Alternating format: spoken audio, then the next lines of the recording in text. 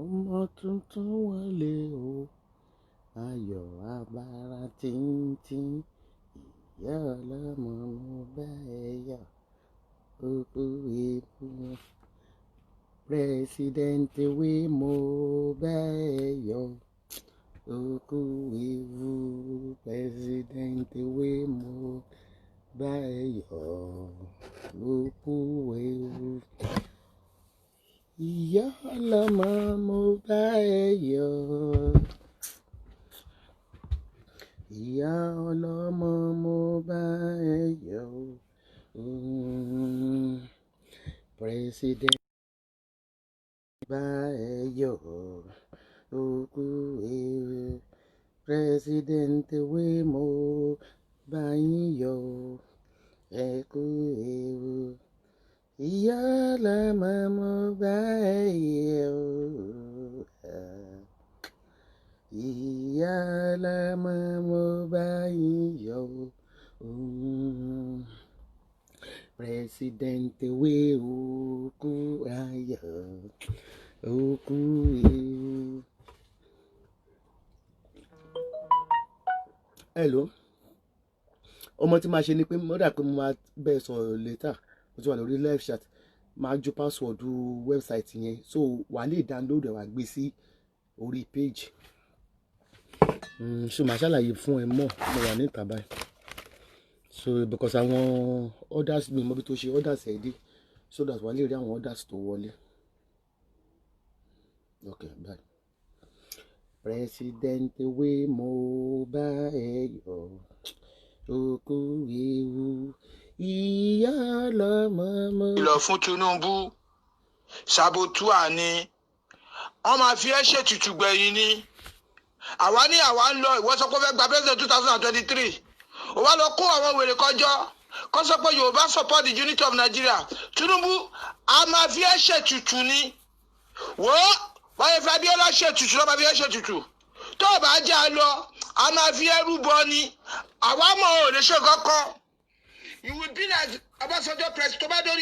You will be like Obasanjo president who doesn't love his people, who protect outsiders' interests than interests of his people. We are telling you, we are fed up. We don't want to be in Nigeria again. We want our Oduduwa nation. And you and others, because of the stupid money, because of the stealing, because you don't want them to probe you, you started doing things differently, pretending that you are supporting Yoruba and supporting Nigeria. Gbogbo àwọn wèrè tó lọ́kọ̀ yẹ ṣètùtù Ojú yẹ bọ́. a máa fi ẹ́ ṣètùtù ni. Wọ́n máa wò lọ́mọ àwọn kọ́tà máa ṣe fún ẹ. Báyẹ̀ ìwọ àti àwọn àǹkó ẹ báyẹ̀ ìwà tó kójọ ìtọ́ délẹ̀ wọn máa sá. Wọ́n á máa rí.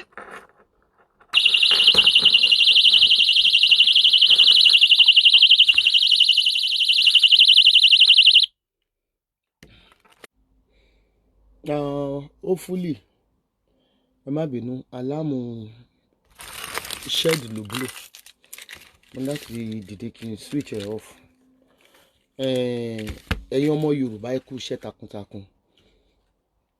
Mo rí pé wàhálà mi pẹ̀lú ariwo tí mò ń pa lórí ẹ̀yin youth. Mo mọ̀ pé ẹ ti dìde ẹ ti wake up. A lè jẹ́ kí àwọn tọ́ọ̀gì Tinubu tó wà lórí Facebook tí wọ́n ń flag page tó ń ṣe everything. Tinubu, you are done. Ẹ jẹ́ kí n palẹ̀ mọ́ kí n lè wọnú ilé lọ. Ìyá ọlọ́mọ mo bá ẹ yọ̀.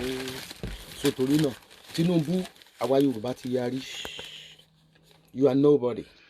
Ẹni tó bá mojú ẹ lọ kìlọ̀ fún Tinubu. Says you are still on o. Wọ́n máa fi ẹ́ ṣètùtù gbẹ̀yìn ni. Àwa ní àwa ń lọ, ìwọ sọ pé fẹ́ gba president 2023 ó wá lọ kó àwọn wèrè kọjọ́ kó sọ pé Yorùbá support the unity of Nigeria. Tinubu a máa fi ẹ́ ṣètùtù ni. Wo báyẹ̀ fẹ́ Abíọ́lá ṣètùtù lọ́ba fi ẹ́ ṣètùtù tó o bá jà lọ a máa fi ẹ́ rúbọ ni. Àwa mọ̀ ò lè ṣe kankan. You will be like Obasanjo president. You will be like Obasanjo president who doesn't love his people, who protect outsider interests than the interests of his people. We are telling you, we are fed up. We don't want to be in Nigeria again. We want our Oduduwa nation. And you and others, because of the stupid money, because of the stealing, because you don't want them to probe you, you started doing things differently, pretending that you are supporting Yoruba and supporting Nigeria. Gbogbo àwọn wèrè tó lọ́kọ́wọ́ fún yìí, má wọrí, a máa fi ẹ́ ṣètùtù ní Tinubu. Tinubu ojú ọbọ̀ kò ní já fún yàrá ìyá ẹ̀. Tinubu a máa fi ẹ́ ṣètùtù ní. Wọ́n máa wò lọ́mọ nǹkan tó máa ṣe fún ẹ. Báyẹ̀ ìwọ àti àwọn àǹkó ẹ, báyẹ̀ yìí pọ̀ tó wa, àwa wò. Sọ́sọ́ pé lórí burúkú àgbàlagbà, àtọ́kùnmákù, àmọ̀nà ọ̀run má lọ ní ẹni. Wọ́n gbà tó ti wà ní díẹ̀ láti 1979 lọ sí máa wọ́n jẹ́ mùlá. Torí pé kọ́ máa pọ̀ bẹ́ẹ̀, òun ṣojú ayé pẹ̀lú Fúlàní. Ó lè sọ ọ́ tó torí ìjẹkújẹ. Ó wá lọ kó lọ àwọn ẹ̀kọ́ náà ń gbọ́ fúláyà kiri. Nígbà wá sọ́pọ̀tò bíi Nàìjíríà. Tinubu, a máa bí ẹ ṣètùtù gbẹ̀yìn ni. Wàá rí. Ṣọlá àwọn tó kọjọ ẹ̀ tó bá délẹ̀ wọ́n máa sá. Gba ẹ̀fọ́ ni mo sọ fún ẹ. Wọ́n máa sá. Owó ẹ̀ ló ń gbà wọ́n pretend ni. Gbogbo àwọn tó kọjọ ìwọ̀n fẹ́ wà nínú Nàìjíríà. Wọ́n fẹ́ wà nínú Nàìjíríà mọ́. Wọ́n ti fed up. Nàìjíríà ṣíwọ́ láwọn àtẹ́bí ń pa gbogbo wa. Nàìjíríà ṣíwọ́ láwọn àtẹ́ pẹ́lú ni wa. Wọ́n list of the executive officer in NNPC. Kò sí Yorùbá kankan bẹ́ẹ̀ kò sí Ìgbò. Àbọ̀ lórí burúkú ni bàbá yìí ni. Adé sọ fún ẹ ògbọ́. Ìyá ló máa bá bẹ̀. Ìyá olórí burúkú àgbàyà olóṣì olórí burúkú. Ó ṣe gómìnà lẹ́kọ̀ọ́ fún 8 years. You did nothing. Everywhere is dirty, smelling. You did nothing. Fáṣọlá ló ṣẹ̀ṣẹ̀ wá clear gbogbo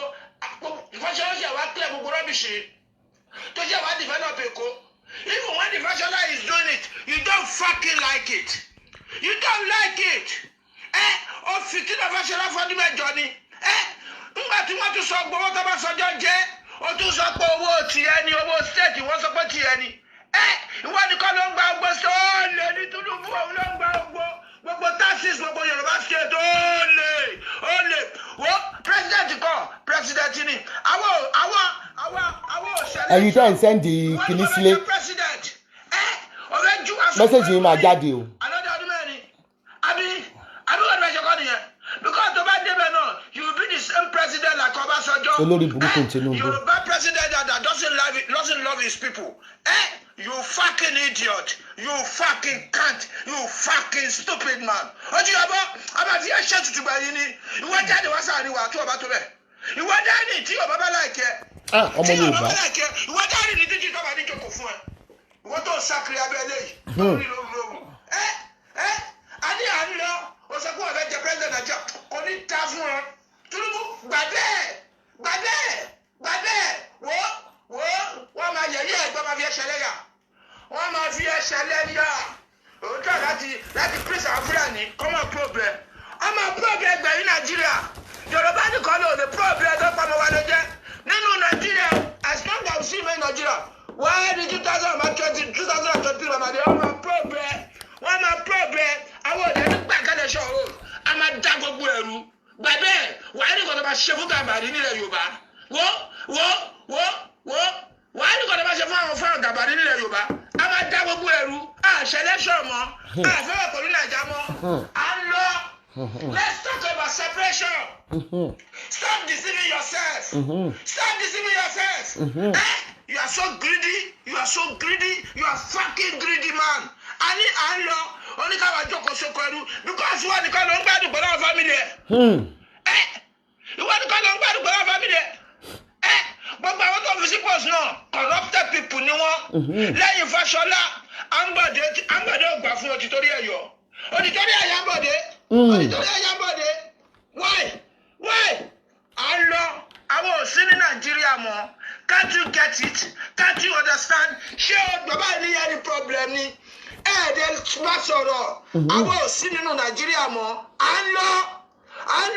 My mother is 36 years old. He entitled to no benefit. No electricity.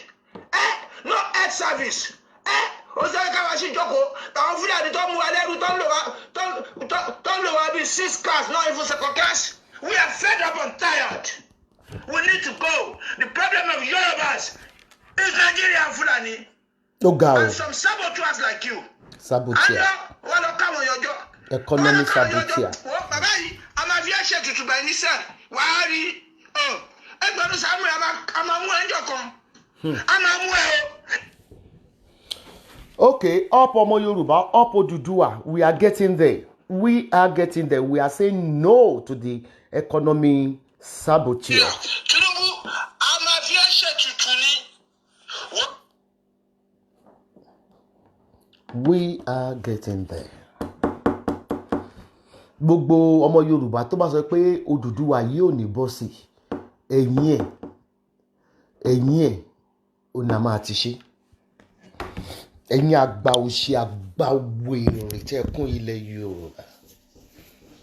Ẹ̀yin àgbà rádaràda, ẹ̀yin àgbà tẹ́ ẹ̀ ní jèrè àwọn ọmọ yín, ẹ̀yin àgbà tẹ́ ẹ̀ ní kú síbi aṣọ yín gbé wà, ẹ̀yin àgbà tó jẹ́ wípé coronavirus will follow you. Coronavirus will follow you.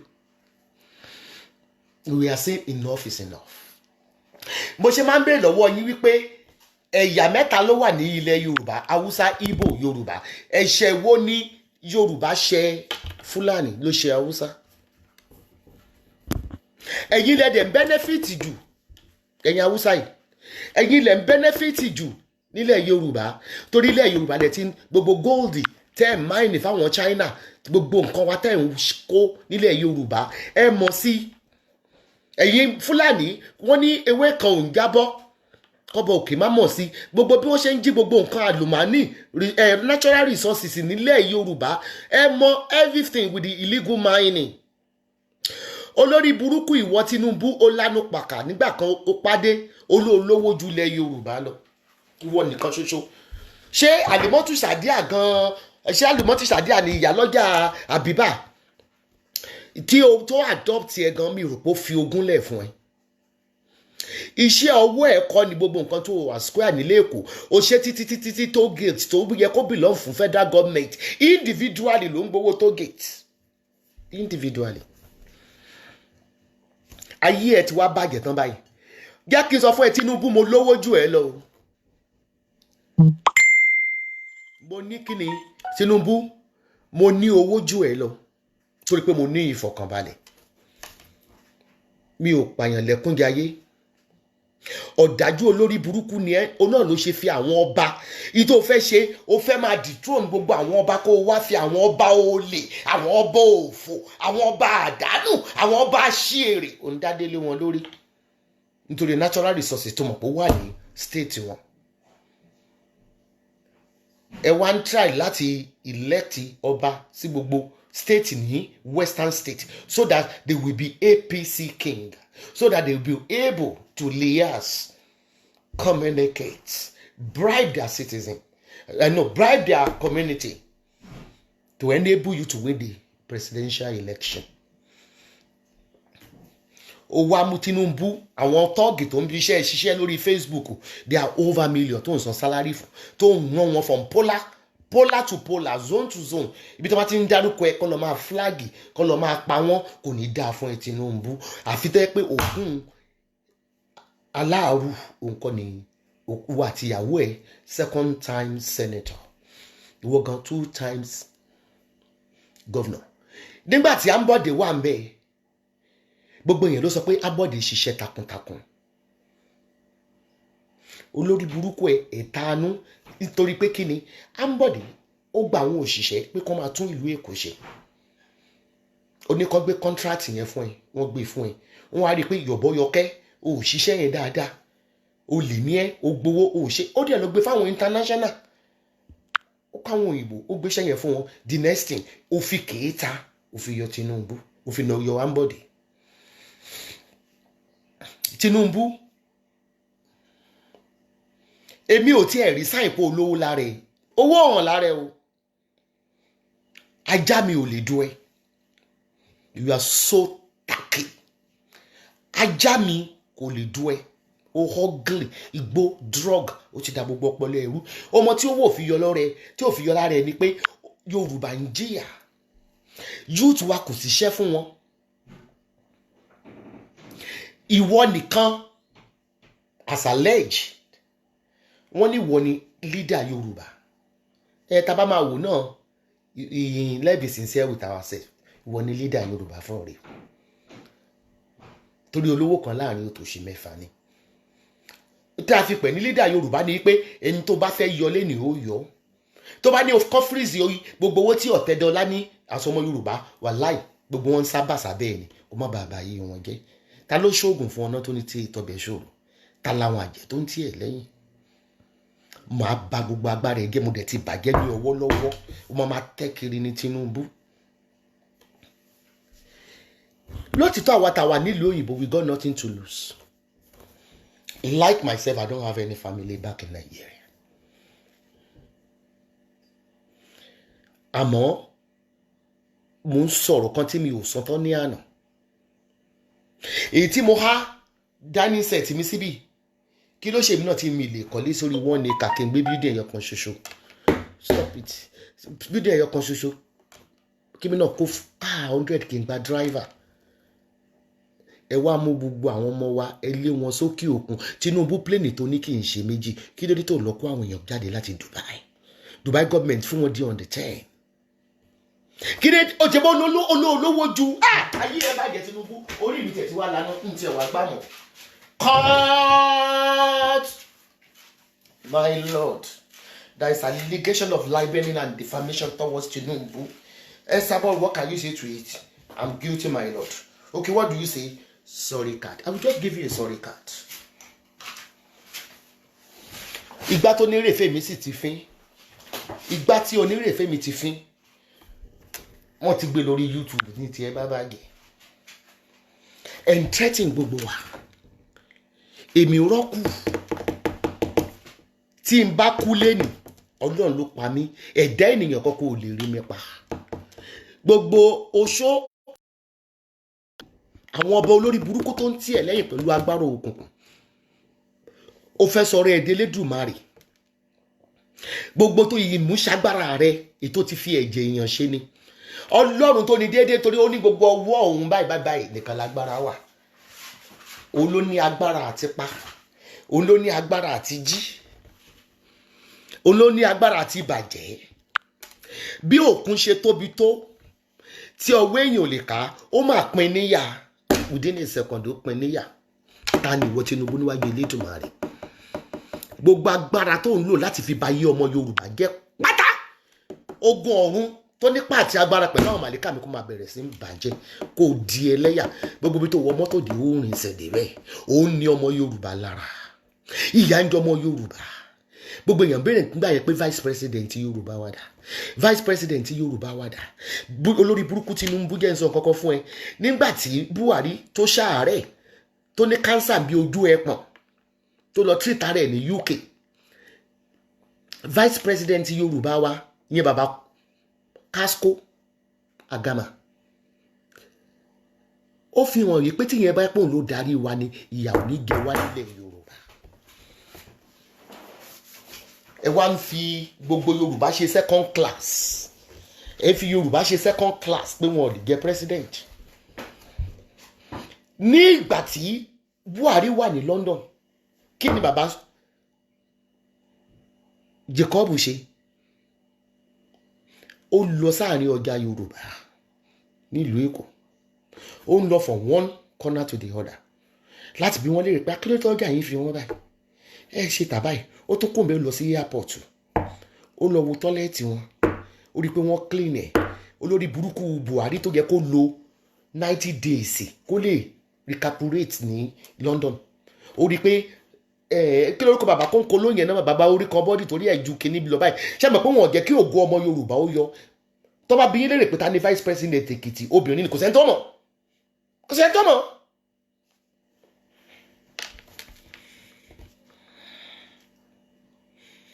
Ó wá rí pé gbogbo àwọn Yorùbá ti bẹ̀rẹ̀ sí sọ pé in tí bàbá yìí ń ṣe gẹ́ máa kọ comment láti bí torí ń block ẹlòmíì yankee ni wípé in tí bàbá yìí ṣe àwọn máa fẹ́ràn rẹ̀. Ó lọ airport, ó lọ àárín ọjà lọ́dọ̀ àwọn tó ń ta lékulẹ̀jà.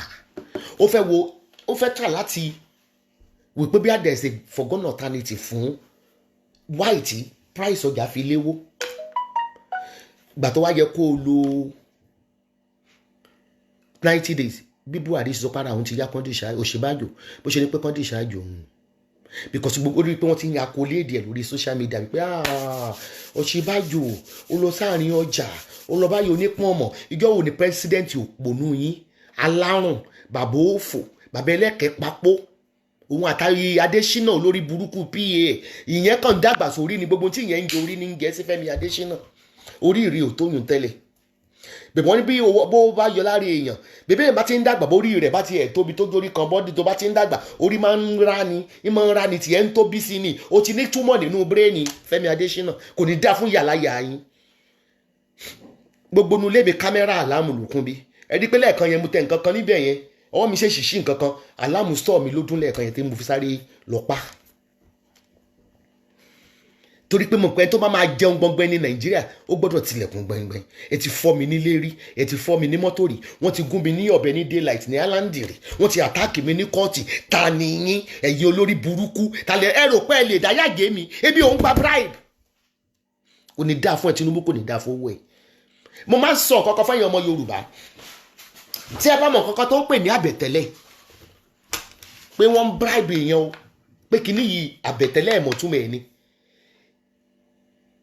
ẹ ṣáà rí i pé ewé kínkínkín inú pákó ni mo ti ń tà kéèyàn wá sọ pé nínú ilé pákó yẹn mo ti ra lé kìíní ra lé kejì ra lé kẹta sílùú òyìnbó ẹ mọ̀ pé kí ni ń tàbó ń gbá kokéènì ni àbòsóògùn owó ni ìtọ́ ń pè ní ìbùkún Ọlọ́run nìyẹn torí pé mo ní àánú tálákà nínú ọkàn mi ìgbowó ẹ̀jẹ̀ gbogbo blọ́gà tó bá ń gbowó ẹ̀jẹ̀ lọ́wọ́ ẹ̀yin olóṣèlú ẹ̀ nífowó yẹn ní láárí òkú lẹ́mọ̀ fi sín torí owó ẹkún ni no free medical service aláboyún ò lè sọ pé òun fẹ́ sáré lọ sí public hospital ó máa sanwó ni kò ní í yẹ yín látòrí Buhari kò ní í yẹ gbogbo yín débi ẹ̀yin ọmọ coronavirus ló máa pa yín lẹ́yọ kọ̀ọ̀kan àní gbogbo ìjì tó jáde Lebanon tó erupt bí volcano yóò rí erupt ní Aso Rock yín yẹn ó mọ òrùkú wọlé ẹ mọ òrùkú jáde ní kò ní dáa fún yàrá yàrá yín ta ni.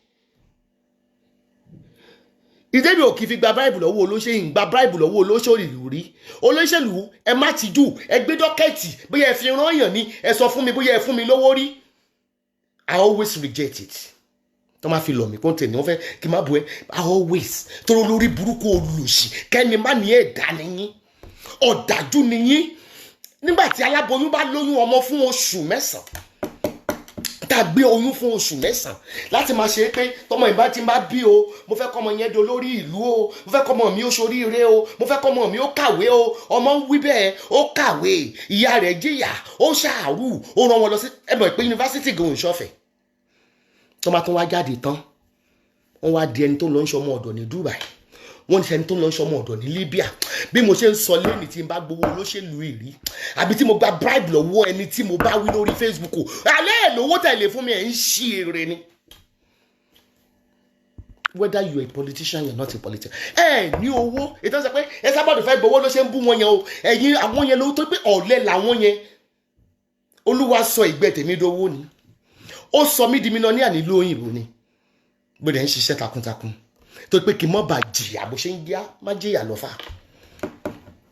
ṣé wá ní gbogbo ẹ̀yin bloggers pátápátá lórí Instagram YouTube ní Nàìjíríà ni ìwọ newspaper ni tó ń gba owó rìbá lọ́wọ́ àwọn olóṣèlú yìí tí ẹ̀rù wípé mílíọ̀nù tó ń bribe yín yìí àwọn ọmọ kan ló máa graduate yìí márùwá ni wọ́n ń wà àwọn ló máa graduate yìí ṣèbá máa ń sọ yìí pé bàtà mi á ro kókó ká o tí n bá kàwé mi bàtà mi á ro kó ní ìsìn àwọn ọmọ tó kàwé bàtà wọn pẹlẹbẹ pẹlẹbẹ ni àwọn ọmọ tí ó wà kàwé àwọn yẹn ni bàtà wọn ro kókó ká example àwọn MC Olúọmọ ọmọ garage.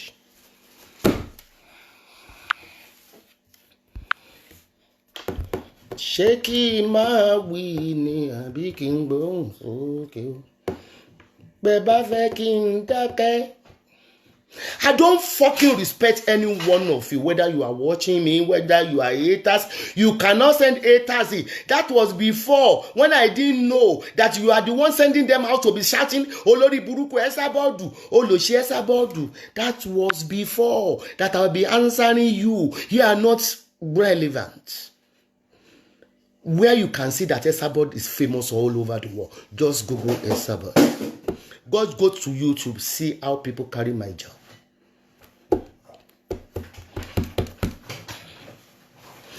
Àwọn tó ń jẹ nínú owó yín náà tẹ́ ń bribe Tinubu bullion van tẹ́ ń bribe tẹ́ ń kówó fún náà èwo ló ṣoríire nínú wọn. Owó ẹ̀jẹ̀ lẹ́jọ́ náà ẹ̀mí yín máa kúrú. Ìjọ tẹ́ bá ro iṣẹ́ burúkú pé fẹ́ pa mí tọmọtọmọ àbẹ́fẹ́ ló ru iṣẹ́ burúkú sí mi yóò down nínú ilé yín yóò down lára àwọn ọmọ yín ẹlẹ́lẹ́ làwọn torí pé kí ni màlíkà tó ń bá mi ṣiṣẹ́ nínú ayé ó pọ̀ ju màlíkà tí ẹ tẹ́ ń fojú rí lọ. It's so pathetic. Ṣé ìgbà tí wo lórí burúkú olùṣe ọmọ Tinubu yìí ọmọ tó lọ gbé ní motherless home very ugly. Ṣé ìgbà tí ìyá bí ẹ tó kàwé ṣé ìyá sọ pé tó bá dàgbà tó bá kàwé ìyá tó bí ẹ yẹn kó má jẹun rẹ ìyá tó bí ẹ yẹn kó má wẹ̀ wípé ọmọ mi sì kàwé ó gboyè jáde márúwá ló ń wà ọ̀kadà ló ń wà olè ló ń jà million boys ni ǹjẹ́ o gbàdúrà tó jẹ́ pé gbogbo àwọn ọmọ tó kàwé ní Nàìjíríà pátápátá ẹ̀sọ́ wọn di ẹrú àwọn tí ó kàwé tí ò ní primary six àwọn ẹni pé kan lè rú MC Olúọmọ tẹ́ ní pé kó lọ máa gbàyàn síṣẹ́ fún ìjọba kí la kúkú wá ń kàwé fún Nàìjíríà fún kí lèèyàn kàwé fún. My son is a doctor, he's a pharmacist. Kò mọ̀yàn bí tí wọ́n ti gbà síṣẹ́ bò ní èsì ṣiṣẹ́ yẹ kí ni ọmọ mi wá ń ṣe ń wọ̀ ọ̀kadà. Àwọn ọmọ gáréèjì àwọn tọ́gì Tinubu wá ń fi wọ́n sóyè àtàwọn olórí burúkú ọba àwọn ọba òfò àwọn ọba ìbànújẹ́ gbogbo yìí wá ń lias láti máa kó gbogbo natural resources tó wà ní south west through you ẹjọ́ ń tà sókè òkun kò ní gbẹ̀yìn ẹ̀ ní kú síbi aṣọ yín gbé wá kò ní dáa fún yín kò ní dáa fún alálẹ̀ tó ń fi ń ṣiṣẹ́ kò ní dáa fún ogun ilé ọba ikú òjijì ó gbé apá gbogbo yín papọ̀.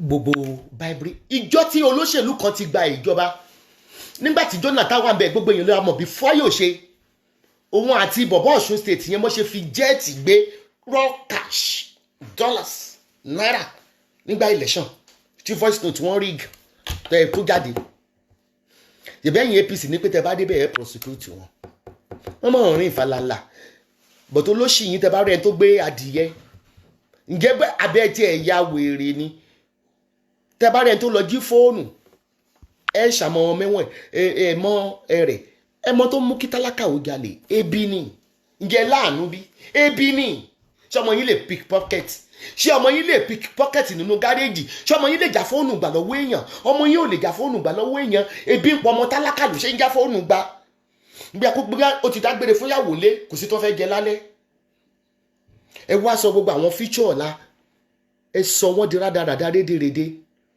àwọn ọmọ wa kún Libya wọ́n kún Saudi Arabia tí ẹ bá gbóyìnbó ẹnu wọn graduate mà ní wọn lọ ń ṣọmọ ọ̀dọ̀ bí tó ti ń ṣọmọ ọ̀dọ̀ wọ́n ń rẹ́pù wọn níbẹ̀ ní ìlú tó ń ṣọ̀fún wàrà àti oyin àwọn awitan Dubai lóhun ò fẹ́ rí Nàìjíríà mọ́ Amẹ́ríkà lóhun ò fẹ́ rí Nàìjíríà mọ́ ṣáà blame wọn ni ṣèbí olóyìn olórí burúkú olùṣí ẹ̀yin tẹ́ ní kú síbi aṣọ yín gbé wà ikú tó pa Abacha ló máa pa yín o ẹ̀yin APC government ikú tó pa Abacha ló máa pa ikú tó pa Ajímọ̀bí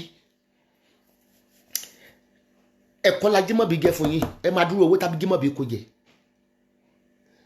ó tó kó gbogbo property Ọ̀yọ́ state nígbà tó máa foyè ilé Mákindé débẹ̀ kò bá sísì tí ò dáa ó wà under probation ó gbé lọ sí kóòtù wípé gbogbo nǹkan tó kó ṣèbí kò pé ọ̀sẹ̀ méjì kò tó kú ìwọ olórí burúkú Buhari bàbá tó jẹ́ pé àtọ́kù mọ́ kú bàbá tó jẹ́ pé inú rúnrún prostate cancer ló máa pa ẹ́ ìwọ àti Fẹ́mi Adésínà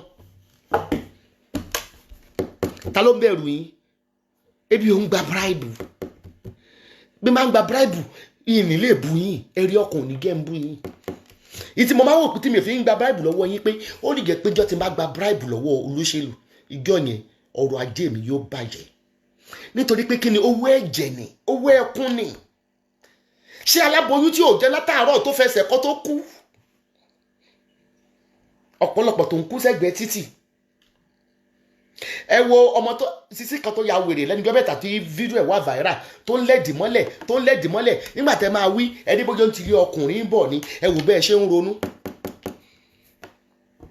ó lè ní psychological problem ìlú yẹn wá ti dìlú ọ̀dájú instead kẹ́ help àwọn èèyàn ẹ wà máa fídíò wọn with their predicaments. àwa ń sọ fún yín wípé revolution in Nigeria has started.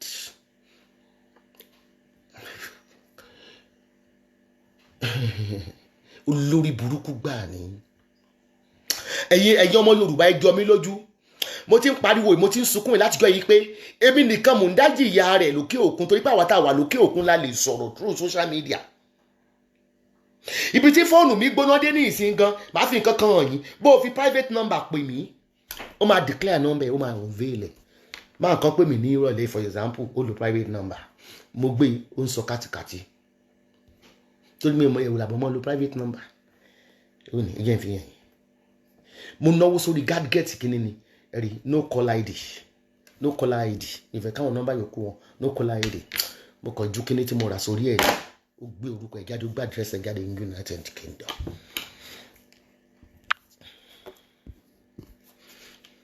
ibi gan náwó fún security sẹ̀ ẹ má rò pé mo ní kámẹ́rà nílùú níbi ìtẹ́lẹ̀gẹ̀ mo ní kámẹ́rà yàtọ̀ sí kámẹ́rà mo ní monitoring alarm tó connect mi mọ́ police station mo fi ọwọ́ ṣèṣì nǹkan kan nínú iṣẹ́ ìdẹ́rì pé alarm yẹn blow lẹ́ẹ̀kan mo sáré lọ pa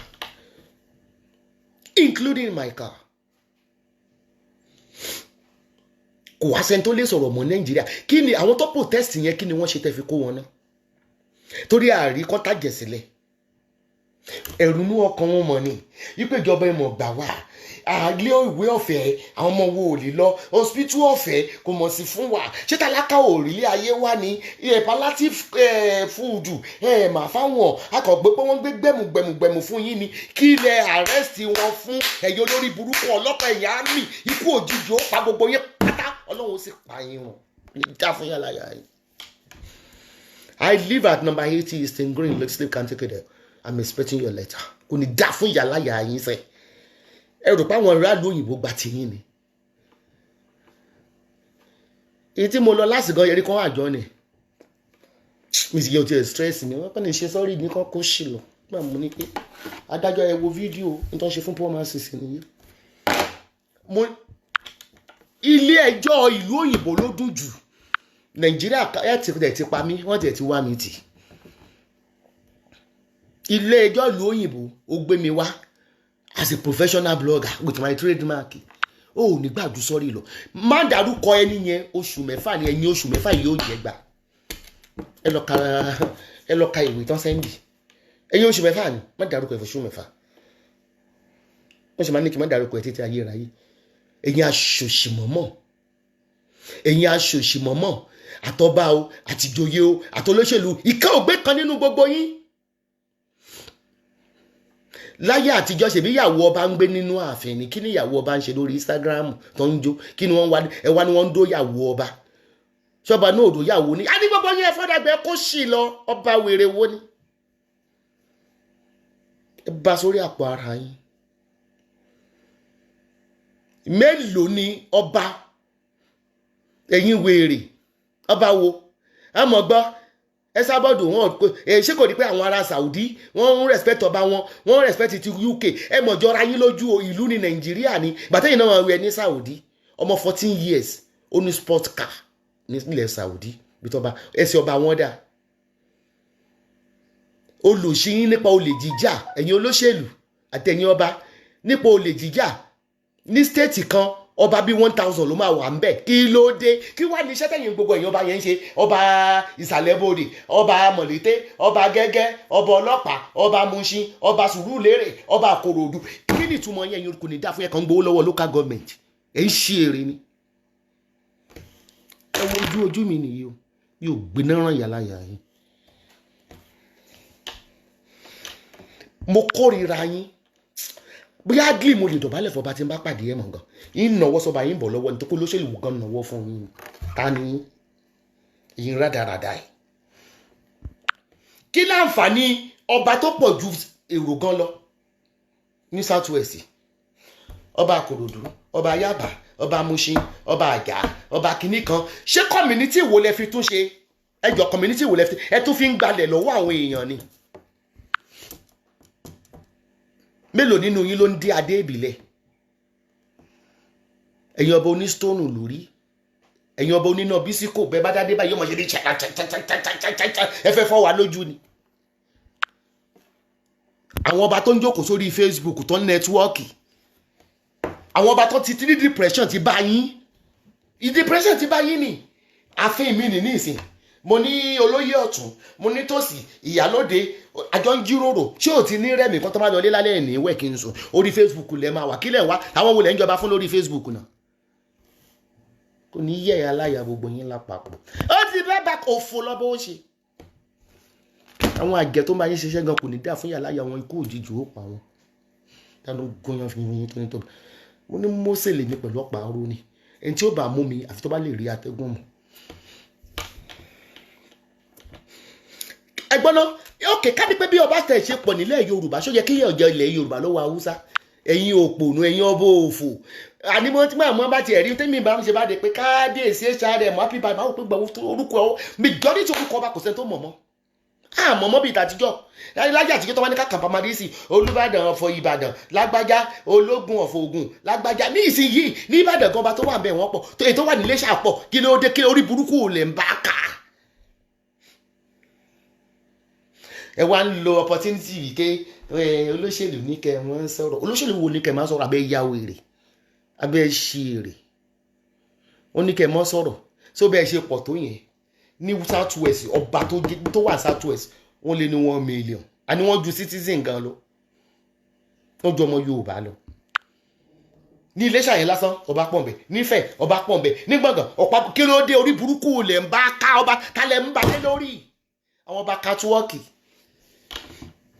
àwọn olè ń balẹ̀ lórí àwọn ọba tí ó lè fi ètùtù gbé coronavirus àfi kọ́mọ ju vomigator kọ́mọ fọ́n mi kiri lọ àwọn technical ọba mo sọ gòrò dọ̀kásì ó rà mí fún mi dọ́ọ̀dọ̀ mo bínú jù gòrò dọ́ọ̀dọ̀ ó rà mí ọmọ mi dọ́ọ̀dọ̀ yóò rà mí fún mi ohun yẹn nìyẹn ó yẹ kó yé yín kóòdù ìyàwó à ń jọmọ Yorùbá ẹ̀yin Tinubu olórí burúkú olùsì eléèlá wọn ẹni tó odó láàsì kìdẹ́ ń ṣe nǹkan kì í ṣe yín nìjọ́ mi ewé ni wọ́n ní wọ́n gbé ẹpẹ́ nígbà tó sùn báyìí èlá kún gbogbo ẹpẹ́ ẹni òró ògùn ṣe ẹlẹ́zìmálẹ̀kùn. Let me tell you something. How do you feel? Tinubu olówó ju Yorùbá lọ àwọn ọmọ Yorùbá láwọn ọmọ pípọ̀ yìí wọ́n ń sunkún kiri orí wọ̀sọ́ọ̀pù pé gọ́ọ̀mẹ̀ntì Yorùbá wọ́n ń sọ ẹgbàá wa wọ́n ní pé ká máa lọ ìlú wa padà jọ gbogbo pléènì tó páàkì nǹkan wà tó lórí burúkú ìyá lọ́jà tó jẹ́ fámílì ẹ̀ ẹ̀yẹn ní òfò àti ìyá pàpà ẹ̀yẹn ní àdánù. ẹ mọ Yorùbá wọn ní èmi jẹ nínú owó rẹ ni tani mo jẹ nínú owó yín rí ikú òjijì pààyàn lẹ́yọ kọ̀ọ̀kan ibi kò bọ̀ yín pẹ̀lú ìrọ̀rùn ló bá dé. Tinubu mo sọ lẹ́ẹ̀kan mo ní mo lówó ju ọ̀rọ̀ àtẹ́lẹwọ́ mi mò ń jẹ mi ìsọmọ olórí irido èyí sọmọ olórí irido lórí burúkú Nàìjíríà ọmọ ológo tó pínpà tó ń wálé tó ní bó ṣe ń lọlé ayé yìí fẹ́ lọ jẹ ààrẹ orílẹ̀-èdè tó pé àbí ní fámìlì Tinubu kò lè débẹ̀ owó ìbànújẹ́ owó ẹkún owó àìsàn owó àìnífọ̀kànbalẹ̀ kò ní dá fún yín kò ní dá fẹ́ mi sí olú ọmọ.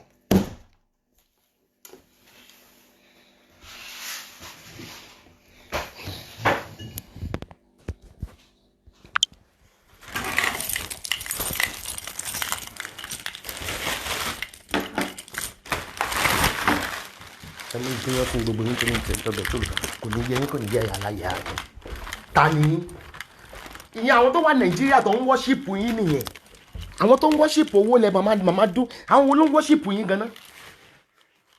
Ta ni bàbá rere bàbá kẹ́tọ̀ ń pariwo Nàìjíríà? Yín bàbá rere bàbá kẹ́kọ̀ọ́. Ìyá mi ti mọ́gẹ́jì ilé rẹ̀ Nàìjíríà fún gan kan yín lórí kọ̀mpútà. Ìyá mi ti mọ́gẹ́jì ilé rẹ̀ Nàìjíríà nítorí pé bó ṣe pé kí n máa ṣe alágbàfọ̀ àní kò lọ yunifásitì. Ibi tẹ́ ẹ yọ lórí burúkú dé teacher civil servant nínú pé kòsìkòsì nínú pé ẹ̀kẹ́sán sálárì wọn owó yẹn wọ́n fi rán ọmọ jáde ní yunifásitì. Wọ́n pe táwọn bá tẹ̀ kúkú rìtáyà bí gọ́ọ̀mẹ̀ntì ò tiẹ̀ fáwọn olówó retirement pension àwọn ọmọ yìí bóyá ó di nǹkan kó yóò ìyá wọn rán wọn lọ léèwé tán ọmọ jáde ọmọ òrìṣẹ́ ìyá rìtáyà kò gbowó pension ikú òjijì ni ó pààyè tọmọtọmọ kó síbi aṣọ yín gbé wá.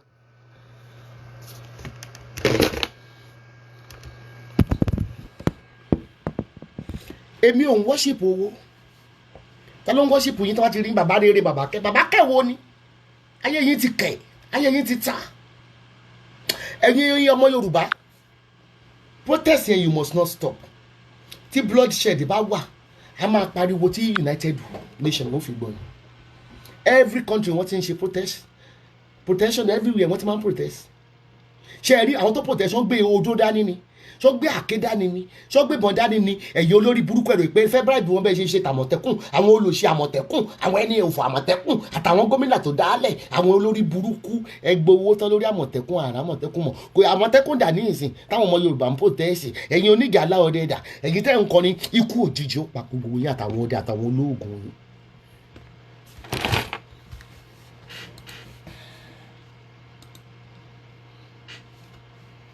Obìnrin bí ọkùnrin lèmi o, èmi ò bẹ̀rù kankan. I don't have any regard or respect for any fucking other.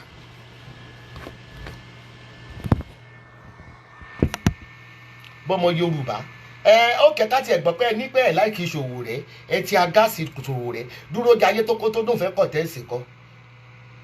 ìbáyà Haúsá ẹ̀yin ọba Yorùbá ibi àwọn Haúsá o lè gbé microphone ẹ̀rántí ni ní Ìwó lọ́jọ́ kan ní lọ́sùn state ọba Ìwó nígbà Tinubu kó gbogbo wọn àti Buhari tó ń ṣe gọ̀sù bí adìyẹ ẹ̀dọ̀gọ̀ wọ́n pe gbogbo ará Ìwó jọ Buhari ní APC ní ẹ dìbò fún lọ́yọ̀ọ́ tòbí torí náà lè ṣe ń fi àwọn ọba sí àwọn ọba pàrùpàrù àwọn ọba yín gan èmi ogun ó gbàdọ̀bà lé wọn ibẹ̀ yín náà ń bọ̀ wọ́n lọ́wọ́ ni ibẹ̀ ẹ ti gbàgbára lọ́wọ́ ọba kí lèmi gan fi yàtọ̀ sí olóṣèlú ibi kò bọ̀ ẹni ọba lọ́wọ́ ni pé how are you there ó bá kọjá yẹn máa sì gbá lẹ́nu nítorí yẹ kí inú yín máa dùn yìí pé ọmọ Yorùbá ló fẹ́ gbódùdúà ẹ̀yọ́ bóòlì tẹ́ ti jọjọ́ ọ̀la yín ẹ ti jọjọ́ ọ̀la àwọn ọmọ yín ẹ kó mọ̀ pé bẹ́ẹ̀ bá kú ní ìsìn òòṣà ni yóò sin yín bàbá Ọ̀yọ́ ẹ̀yin dàgbà àgbà yẹn fẹ́fẹ́ bí balẹ̀ ayé jẹ́ kẹ́ ẹ tó kú ẹ mú gbogbo àwọn ọ̀dọ́ ẹ̀ ń bá yé wọn jẹ́ ilé ń ta yé wọn ṣe ẹ wá gbọ́n àtọ́ tẹ̀ ya fọ́tò yín lẹ́nu jẹ́ mẹ́ta ń gbà dé yá tí gbogbo wọn kópa fòótọ́ yí yín ká ẹ dákun mélòó gan ni nǹkan tí ń bẹ lábẹ́ yín ní èjì yín àyà yín ò ti ẹ̀gà tí gbogbo yín wá aṣọ òkè tí gbogbo wọn náà àwọn aṣòṣì màmọ́ ẹ̀yin náà wá gé òkè náà yẹn ẹ ṣe bí adìẹ kó miẹ́ ṣé tẹ bá tiẹ̀ di kó tó bá tiẹ̀ fa ọmọ kékeré fún yín gan torí ìṣẹ́ táwọn òbí rẹ̀ ní pé bàbá etí o ẹ fẹ́ ọmọ kékeré yìí o ẹ ti sọ pé ẹgbẹ́ ọmọ mi nì ẹgbẹ́ ń dá lókòwò Ọlọ́run pèsè ọkọ mi fún ọ wọn wá ṣùrù bòyín ẹ̀yin náà wọ́n kó sínú agbádá wọ́n dàbí bàtàdí yẹn kó sínú omi o.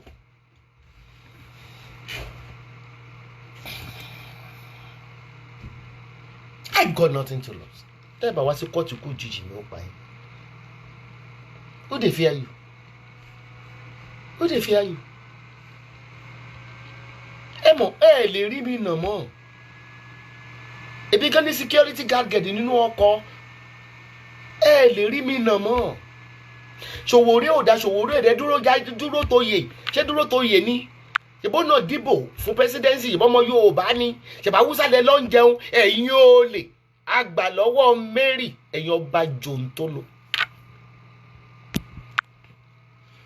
ọba wèrè wo ni ẹ mọ̀ tún mọ ọba ni bí ìlú bá dùn aráàlú ó mọ̀ kọ́ bá wà ìtọ́ wá dùn mí pé ojoojúmọ́ lẹ̀ ń jáwé ọba ojoojúmọ́ láàrin ọba oríṣiríṣi ẹjọ́ mẹ́ta kan tún ní Tinubu tó ń fà tán jáde lẹ́kọ̀ọ́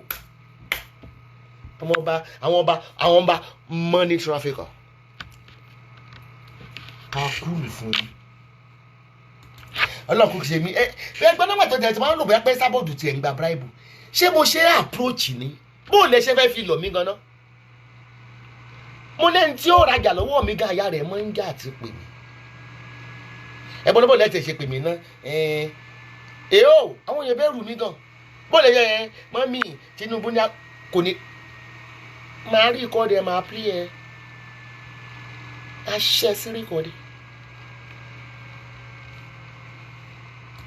ó dàbí àwọn tó fún mi ní pákéjì rebranding mà ní nínú owó orúkọ yẹn ti lọ gan intel generate rí ẹ bó ti máa sọ fún ma ẹ má mọ̀ bá mi sọ̀rọ̀ owó ibi tí ẹ fẹ́ gbọ́rọ̀ owó I'm not interested. ìtí mo mọ̀ nípa owó lẹ́nìí ni pé Kárúnà tó lówó jù gbogbo àgbáyé ó kú tálákà náà máa kú ẹnìkan náà ni gbogbo wa máa jíyìn rere fún ẹnìkan ṣoṣo ìlàjọ máa jíyìn rere fún. I'm not after money. ẹ mọ reason why mi ò yó ebi ò pa mí ni wàláì mo fi alukuran kadira bí lè má pè torí mi ní fi bíbélì búra torí fake bible ti pọ̀ mo fi gbogbo egungun bíbélì mo fi búra bẹ́yẹn bá fún mi ní $10 million màá jó ní ojú yín I don't want it bó mo ṣe fẹ́ náà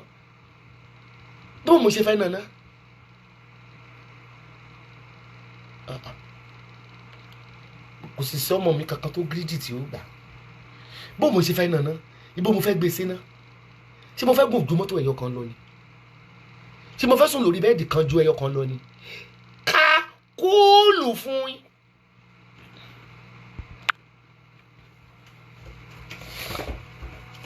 ẹ mọ̀ wípé bí ẹjẹ́ sọ kankan fún yín nípa owó tówó bá pọ̀ jù ó má tún ba yé olówó jẹ́ ẹ bá ń pọ̀ Ọ̀tẹ́dọ́lá kó bọ́ síbí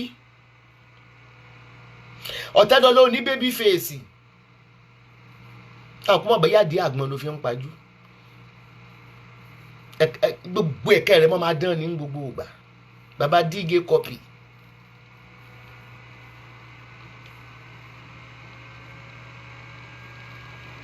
Ọ̀tẹ́dọ́lá ò ní bébí fèsì orí ìtìẹ náà burú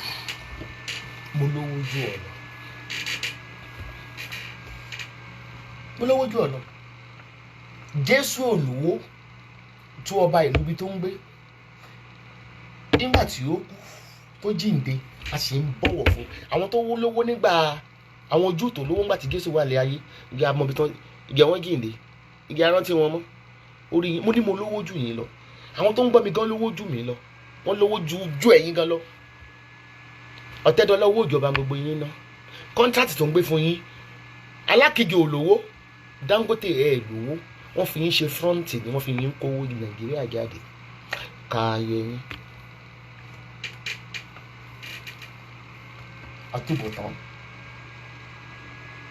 àtúbọ̀tán ló má ta kí ni mo mú mi rárá kúra mi ì sí rárá kúra náà àwọn àtìkì fọ́níṣọ̀ gbogbo tí mo kí ló ń jẹ́ kí n máa rà mo wò pé ṣé tí n bá kú ṣó fẹ́ sin owó mọ́ mi ni èyí lẹ máa ń kú tẹ́ kí n wo ọjọ́ ọ̀la yín gbogbo àwọn tó kú tó ń lówó lọ́wọ́ àwọn ọmọ Àbáṣà ṣe gbórúkọ wọn mọ́ ṣe gbórúkọ àwọn ọmọ Àbáṣà mọ́ igi tó jẹ́ tẹ́ bá ti kú lówó yín ti kú mọ́ yín Tinubu we are saying no to you enough is enough ogun ẹ ti bàjẹ́ agbára ẹ ti bàjẹ́ MC Olúọmọ láti ṣé bọ̀ wọ́n yìn fún ẹjọ́ yàbọ̀ bẹ̀ wọ́n gun ẹjọ́ yẹn gbogbo ẹ̀ńtírẹ́nì àwọn èèyàn lọ́wọ́ recruitment tó ń gbé fún ẹ wọ́n ní kó recruit àwọn tó máa jí ballot boxes sí ni ọlọ́mọ yẹ kó kú kí dìbò tó rí jáwọ́ nínú ẹ̀ṣẹ̀ ẹ jáwọ́ ẹ̀yin tọ́ọ̀gì mọ̀jẹ̀mọ̀jẹ̀ àti pé gbogbo ẹ̀yin ọmọ tọ́ọ̀gì ìtàn ló gan àti kú yóò lè dà who kill by sword shall die by sword ní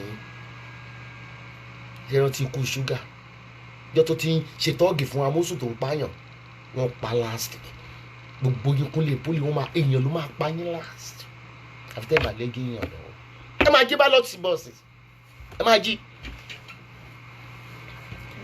Buhari mo sọ fún ẹ olóòní kó bẹ lẹ́yìn ọdún mẹ́rin kí ni proof pé ó di December torí ilẹ̀pa ti ilẹ̀pa ó ti ń rùn ọmọ tí mo ilẹ̀pa sàárè ti ń rùn lára already. Ìwọ tó lè sọ̀rọ̀ àwáwí tó lórí burúkú Fẹ́mi Adésínà ó gbé kọ́lé ó gbé níìsì kan síbi ọ̀dọ̀ rẹ̀ lánàá Buhari ó gbé fọ́tò Buhari ó ló ń bá wọn delegate nípa security of the country kí Buhari president Nàìjíríà tí ó lè sọ̀rọ̀ fara ìlú kò ní speech kí ló dé gan-an ẹ wọlé Nàìjíríà ò ti paralyze president Nàìjíríà gan paralyze president tí ó lè àdírẹ́sì òkú èèyàn bàbá yẹn lágídí burúkú yẹn bá máa wí ẹ máa sọ pé Buhari fẹ́ ṣe we don't want Buhari we don't want Tinubu. How can Tinubu proclaim that he's richer than Southwest? Tinubu ojú yọbọ ẹ wo gbogbo ẹ̀yin ọlọ́pàá tí ẹ bá fẹ́ kú sínú ìṣẹ́ tẹ́ bá fẹ́ kàtìrán dìran yín kó kú sínú ìṣẹ́ ó bẹ́tà kẹ́ ẹjọ́ yín àwọn protester yín torí yà ń jẹ́ ẹ̀yin náà ìjọ yìí náà wetin you carry make una bribe me ẹ̀yin olóṣì ìlú yìí ò wá dá rárá ó tẹ̀ tún ti wá wọ́ọ̀sì láti 1960 ó tẹ̀ ti bàjẹ́ pátápátá àbí kò ní dáfẹ́ tó bá sọ pé happy independence lọ́pù tó bá fọwọ́ sí. Buhari à ń pariwo ẹ lọ béèlì àwọn ọmọ wa Dubai ní kàn máa lọ ṣé ó dìgbà tó máa jí wọn sí ẹ̀wọ̀n kírẹ́tẹ̀ ládàbírí o olóbò kárí ilé olóbò àwọn mínísítà ó ti dówó títí ìdí ẹ̀ ti dìkúùkù bíi tèmi ìbí yẹn tẹ̀ mọ̀ pé ìjókòó ló fa tèmi ìdí tí ẹ ti dìkúùkù afẹ̀rìngbọ́n yàyà afi ẹ̀rín báyé èèyàn jẹ́ dábírí yóò mọ̀ bóyín ni kárí ilé àǹfààní àdúgbò anyamanani cut ìkọlà àǹfààní àdúgbò sorry dàbírí island Nàìjíríà lẹ́rù pé tó ti máa ń gbé ẹjọ́ tó máa ń tí blọ́gọ̀ lè sọ̀rọ̀ tó máa ń tí wọ́n mọ́lé tábà wá wí ẹ́ sábọ́ọ̀dù wá sí Nàìjíríà kò ní dáa fún ẹni tó bá sọ pé mi ní wá Nàìjíríà mo ní mò ń bọ̀ Nàìjíríà sẹ́ lọ́dún ṣé ti ṣe tí mo ní kẹ́ ẹ ṣe ẹjọ́ tí Nàìjíríà Airways bá ti ṣiṣẹ́ mo ní mi ìfẹ́ bá foreign plane wà ẹ yẹ kí Nàìjíríà kan ra airline airway kan gbé Nàìjíríà Airways plane tí ìbá wá Nàìjíríà kẹ́gbẹ́ mi lọ́mọ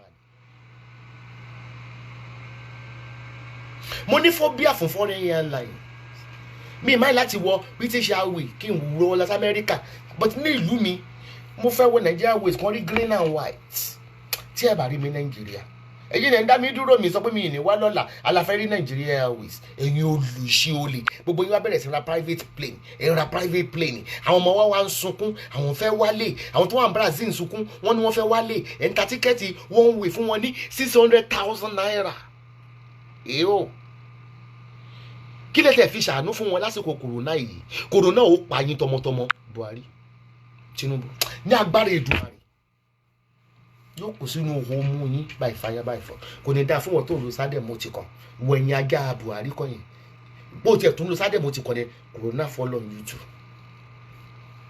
ìlú ọ̀dájú ẹ wá jẹ́ káwọn ọmọ YouTube ẹ̀yin náà tó wá jẹ́ káwọn ọmọ yẹn etí ibi tẹ́ bá yá àwọn YouTube jẹ́ àwọn gan dájú wọ́n rẹ́dí láti fi ìyá wọn gan kó fi ṣògùn owó ń gbé bí bá paládùúrà títí ṣé tí ebi bá paládùúrà títí kò ní fọmọ ìṣògùn owó ọmọ ta nìyẹn ìṣẹ̀wù ẹ mọ iye owó tí mo ti ná lórí ìjókòó lé ní ìṣá owó tí mo ti ná lé ní is over 5,000 mi ò fún yàn wọn fẹ́ràn àwọn nǹkan kan ní gbàtàn wá deliver àwọn ọjà mi fún mi tí wọ́n ṣì ń gba America fridge mi bọ̀ everything kí ni kan tẹ́ ẹ̀ ń sọ ìbò owó wà ní mo ṣe ń nà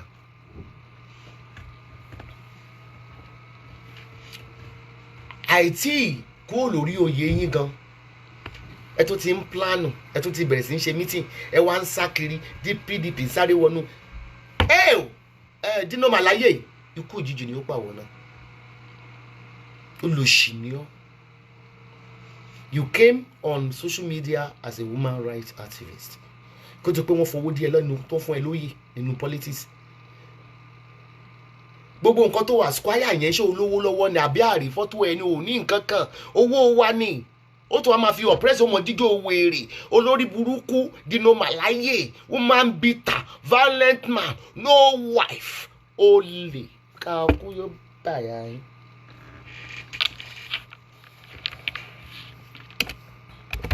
Kìdẹ́ ìṣẹ́jọ́ yìí náà ẹ̀yin Nàìjíríà tẹ̀ ń rí wọn ni. Ọmọ gbà, I want to live this life. I want to be like you when I grow up. Owó yín wọ́n fi ń hàn yín.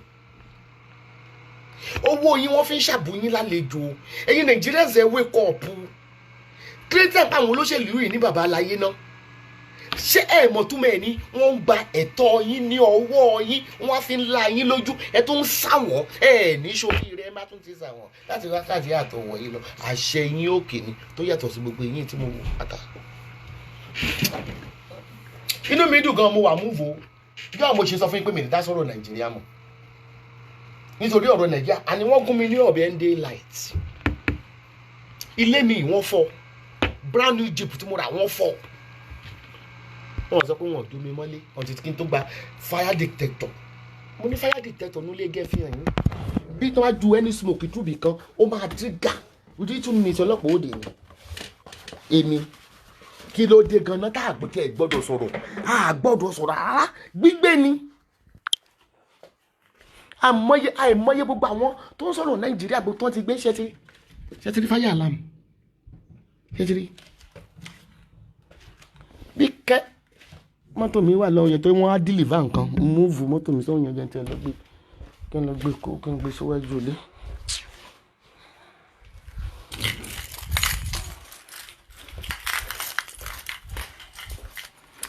Gbogbo ẹ̀yin ọmọ tẹ́ ẹ jáde yẹn, àrùn ò ní pa yín, ikú ò ní pa yín, bí wọ́n bá ń rọ̀bọ̀n yóò mọ̀ padà sí wọn lórí ni. Ẹ ní láti sọ̀rọ̀ Tinubu until tí wọ́n bá bring Tinubu into judgment ká tó dákẹ́. Ibi tí Tinubu gan Bolidon tó wà yẹn ṣe pé gọ́ọ̀mẹ̀ntì ló ní lẹ́yìn, gọ́ọ̀mẹ̀ntì ló ní ibẹ̀ yẹn náà. Olórí burúkú bàtà yìí pálapàla ó ṣàpàtàpà àtàrí bí pósí Adédùbú.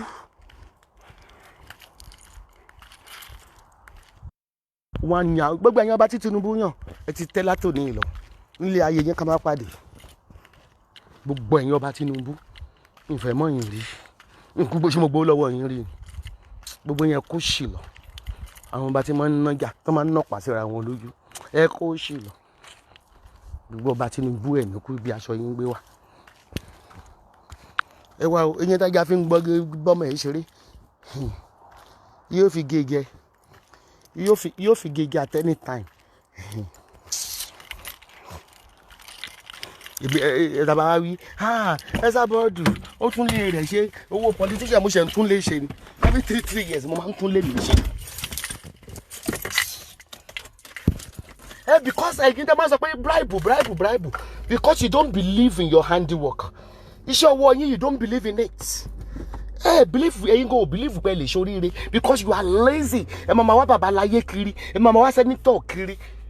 Àwọn sẹ́nítọ̀ lórí burúkú àwọn ẹni òfò. Ó tún yan ṣe mọ̀ pé Buhari yan security kìíní kan lẹ́nu jẹ́ mẹ́ta yìí náà. Haúsá ló tún fi síbẹ̀. Àwọn Haúsá oníná lórí elérò làbẹ́. Kò ní dáfa Haúsá òfò lẹ́ẹ̀ṣin. Àwọn Haúsá onígèrìgèrì tí wọ́n ń bẹ́ ṣí ń sùn.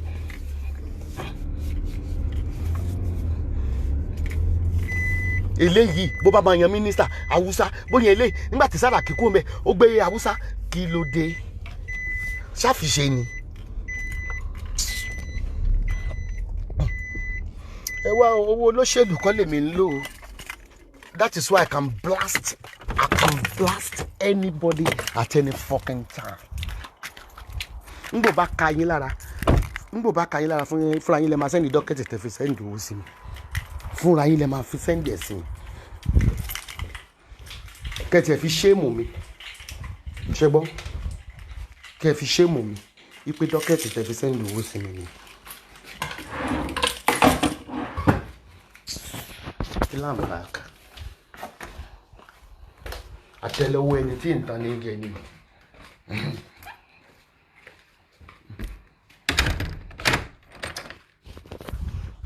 wèrè wọn ẹjọ́ mú fún ní palliative. ṣẹ́rí yàtọ̀ sí ṣẹ́rí pé mọ́nítọ̀ mo ní wọ́n mọ́nítọ̀ mi 24 hours home monitoring gbogbo tí mò ń ṣe wọ́n ń wò mí láti inú kámẹ́rà kò ní yẹ yín kò ní yẹ yẹ alájẹ ẹ̀yìn àwọn abitan wa ní ẹ́sàbọ̀dù security nílò nígbà pé mafia country ní èmi náà lè sọra mi di màmá náà mafia lèmi náà nà.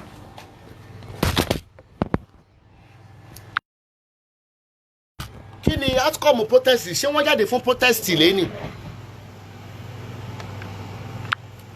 iṣẹ́ rí tó tiẹ̀ bí mi nínú tí mo fi fìbínú jáde ẹni kí ló bí mi nínú àwọn ìjáde wọn pépà nìkan wọ́n gbé dání pépà wọ́n dẹ̀ ń kọrin lọ ẹ wá mọ ọwọ́ wọn ẹ táyà ẹ̀sẹ̀ yín ẹ fi handcuff sí kí ló dé gan ṣé ẹranko rí lẹ̀ ń rúùlù ni ṣé ẹranko ni wá ni kí ló dé gan tẹ́ ẹ̀ ní respect fún wa rárá kí ló dé gan tẹ́ ẹ̀ tiẹ̀ àdọ́ wa kí ló dé tẹ́ mọ̀ pé àwọn ọmọ yìí ẹ̀gbóyìnbó ẹnu wọn ni kí ẹ mú boni fóònù wa kí n play Tinubu mẹ́sẹ̀gì ẹ̀ wọ́n ti jù sí mi màá bẹ̀rẹ̀ jù sórí wọ́ọ̀lù lè gbé péjì tèmi lọ torí èmi gan náwó sórí péjì mi o ẹ máa wá IP address mi kiri ẹ wà yóò sùn mi tẹ́ máa mọ iye tí mò ń sọ lórí IP mi àti kíní ilé mi mo ní màmá náà máa fi àlè mi náà mo ti ní péjì 500,000 fans tẹ́tí ẹ bá péjì mi tẹ́tí gbé lọ lórí Facebook tí tó 10 eléyìí ẹ try kẹ́tọ́ rí gbé lọ ẹ try. ẹni tó bá mojú ẹ lọ kìlọ̀ fún Tinubu sabotua ni wọ́n máa fi ẹ́ ṣètùtù gbẹ̀yìn ni àwa ní àwa ń lọ ìwọ sọ pé fẹ́ gba president 2023 ó wá lọ kó àwọn wèrè kọjọ́ kó sọ pé Yorùbá support the unity of Nigeria Tinubu a máa fi ẹ́ ṣètùtù ni wọ́n báyìí fẹ́ Abíọ́lá ṣètùtù lọ́ba bí ẹ́ ṣètùtù tó o bá jà lọ a máa fi ẹrú bọ ni àwa mọ̀ ò lè ṣe kankan you will be like Obasanjo president tó bá dórí oyè you will be like Obasanjo president who doesn't love his people who protect outsiders' interests than interests of his people. We are telling you, we are fed up. We don't want to be in Nigeria again. We want our Oduduwa nation. And you and others, because of the stupid money, because of the stealing, because you don't want them to probe you, you started doing things differently, pretending that you are supporting Yorùbá are supporting Nigeria. Gbogbo àwọn wèrè tó lọ́kọ́wọ́ fún yìí má wọrí a máa fi ẹ́ ṣètùtù ní Tinubu ojú ọbọ̀ kò ní já fún yàrá ìyá ẹ̀. Àmín. Tinubu a máa fi ẹ́ ṣètùtù ní ìwọ máa wò lọ́mọ àwòkọ́ tó máa ṣe fún ẹ báyẹ̀ ìwọ àti àwọn àǹkó ẹ báyẹ̀ rí pọ̀ tó wa àwa wò sọsọpọ lórí burúkú àgbàlagbà àtọkùnmákù àmọ̀nà ọ̀run má lọ ní ẹni wọ́n gbà tó ti wà ní díẹ̀ láti 1979 ló ti ń bá wọn jẹ mùlá torí pé kọ́ máa probe ò ń ṣojú ayé pẹ̀lú Fúlàní ó lè sọ́tọ̀ torí ìjẹkújẹ ó wá lọ kọ́fà àwèrè kan náà ń gbé fúláyà kiri ìgbé àwọn sọpọ́tò bíi Nàìjíríà Tinubu a máa fi ẹ̀ ṣètùtù gbẹ̀yìn ni wàá rí ṣọlá àwọn tó kójọ ìtọ́ bá délẹ̀ wọ́n máa sá gba afọ́dí mo sọ fún ẹ wọ́n máa sá owó ẹ̀ ló ń gbà wọ́n pretend ni gbogbo àwọn tó kójọ ìwọ̀n fẹ́ wà nínú Nàìjíríà wọ́n fẹ́ wà nínú Nàìjíríà mọ́ wọ́n ti fed up Nàìjíríà ṣíwọ́ láwà tẹ́bí ń pa gbogbo wa Nàìjíríà ṣíwọ́ láwà tẹ́ pẹ́lú ni wa wọ́n list of the executive officer in NNPC kò sí Yorùbá kọ̀ọ̀kan bẹ́ẹ̀ kò sí Ìgbò àbọ̀ lórí burúkú ni bàbá yìí ni adé sọ fún ẹ ògbọ́ ìyá ló máa bá ń bẹ̀ ìyá olórí burúkú àgbàyà olóṣì olórí burúkú ó ṣe gómìnà lẹ́kọ̀ọ́ fún 8 years you did nothing everywhere is dirty smelling you did nothing Fáṣọlá ló ṣẹ̀ṣẹ̀ wá clear gbogbo rọ́bìṣì tó ṣe wá develop Èkó even when the Fáṣọlá is doing it you don't fucking like it ó fi tí náà Fáṣọlá fọdún mẹ́jọ ni nígbà tí wọ́n tún sọ gbowó tó bá sọjọ́ jẹ́ ó tún sọ pé owó tiẹ̀ ni owó state wọ́n sọ pé tiẹ̀ ni ìwọ nìkan ló ń gba ogbó sí ó lè ní Tinubu òun ló ń gba gbogbo taxes gbogbo Yorùbá state ó lè wo president kọ ni àwọn òṣèlẹ́sọ̀n ìwọ ni wọ́n fẹ́ jẹ president o fẹ́ ju asọ́kọ ẹrú mi ọlọ́dún mẹ́rin. ẹ tó dájú láì tí ì débẹ̀. àbúrò ọdún ẹ̀jẹ̀ kọ́ nìyẹn because tó bá débẹ̀ náà you will be the same president like Ọbásanjọ́ Yorùbá president that doesn't love his people you fucking idiot you fucking cunt you fucking stupid man. ojú ọbọ ọmọ àti ẹṣẹ tuntun gba yìí ni ìwọ jáde wá sáà ni wà á tó ọba tó bẹ ìwọ dání tí yóò bá láìkẹ Tinubu ò ní drug tí yóò bá láìkẹ ẹlẹ́wọ̀n US tó bá ní jókòó fún ẹ ìwọ tó ń sákiri abẹ́ eléyìí tó ń rí lóru a ní à ń lọ òṣèkú ọ̀bẹ jẹ president Nàìjíríà kò ní ta fún ẹ Tinubu gbà bẹ́ẹ̀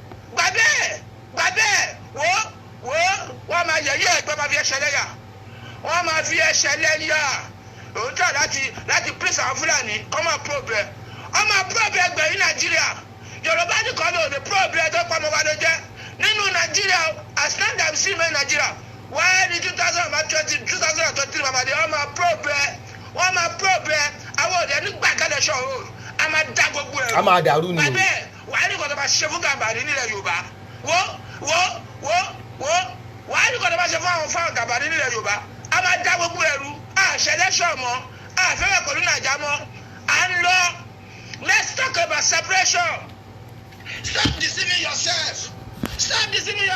bọ́lí díẹ̀ ọ̀sùn ń gbé ni. You are so greedy. You are fucking greedy man.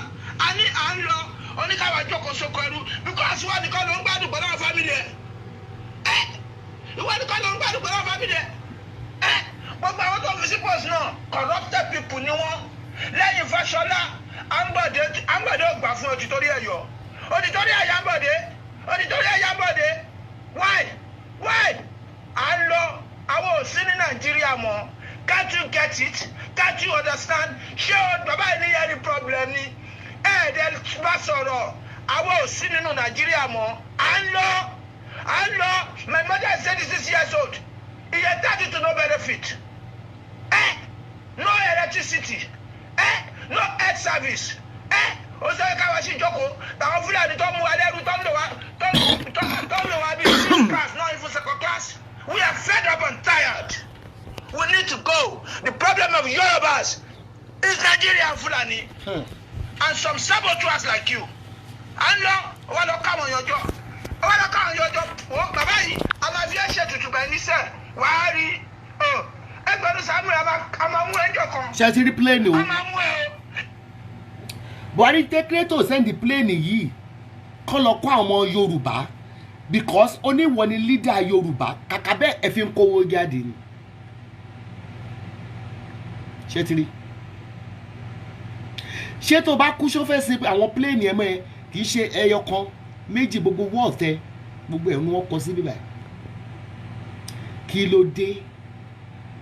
Oriental Hotel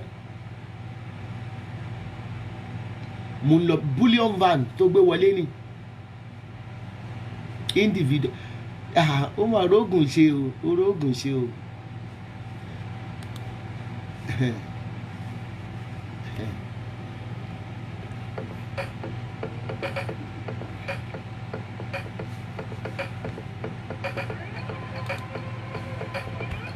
ṣẹ́rí Yorùbá leader tí ò lè sọ pé kọ́ tiẹ̀ fi Yorùbá gan ṣe kọ́ fi wọn sínú NNPC kọ́ fáwọn ọmọ wa níṣẹ́ lọ ń gbé MC ẹlẹ́sẹ̀ kan.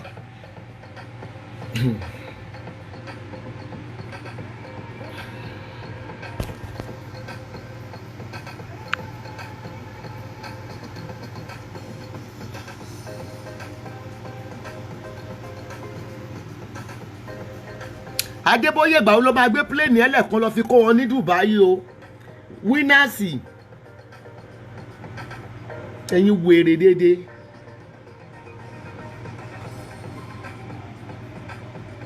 ebi dẹ̀ ń pa àwọn èèyàn ẹ dájú o Tinubu ẹ wá lọ ń kówó fún gómìnà ṣe rí ọ́ìlì ẹ wo reservoir Tinubu nìkan ǹjẹ́ yìí pípù yìí rò pé ẹ máa kú níjọ́ kan ṣá ǹjẹ́ tí ẹ rántí ikú television station ẹ̀ nìyẹn tẹ́tẹ́rẹ́ Mobile Bola Tinubu ṣẹ́tẹ́rẹ́ TVC radio owned by Tinubu worth 2.6 billion tí wọ́n dẹ̀ bí ẹ mówó.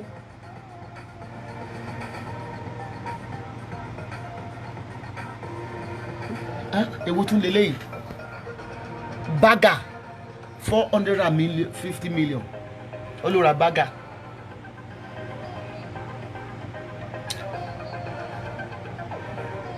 Fisheries for 3 billion in Victoria Island. But àti ẹ sọ pé kò tiẹ̀ má kówó gẹ́gẹ́ bèrè kankan lọ́wọ́ ẹ̀.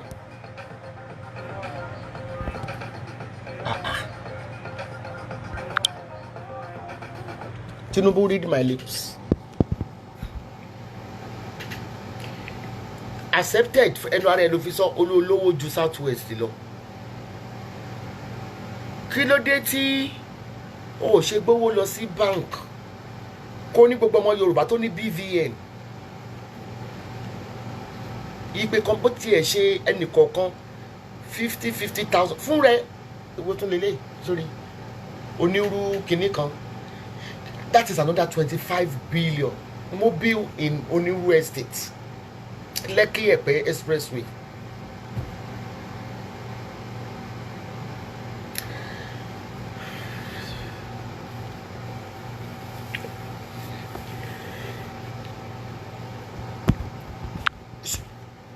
Ó dàbọ̀, ẹ yẹ kí n lọ sùn. Ó dàbọ̀, yìí lọ́rọ̀ kankan tí mo máa sọ. Jẹ́ ká fi àdúrà ràn àwọn tó ń protest lọ́wọ́. Gbogbo ọlọ́pàá tó bá lé pé òun fẹ́ ṣe yín ní èṣe kó tó dénú ilé ẹ̀kọ́ ọmọ ìwé ti kú kákọ̀ bí òkú kò jìjì. Àwọn tó ń protest with peace wọ́n fi wá wọn ò gbé ìbọn. Ẹ má arrest wọn. Buhari ní rò pé wọ́n máa dé December tí lùkùlùkù ó fi gbé ẹ lọ. Kò ní yẹ gbogbo APC lápapọ̀. Ká yẹ yín ká kúrò fún PDP. Kẹ́ ẹ kó sì lọ Màláyé Dino tí ẹ lọ ní ìyàwó nílé ká lè respect ẹ. Violent woman beater bastard.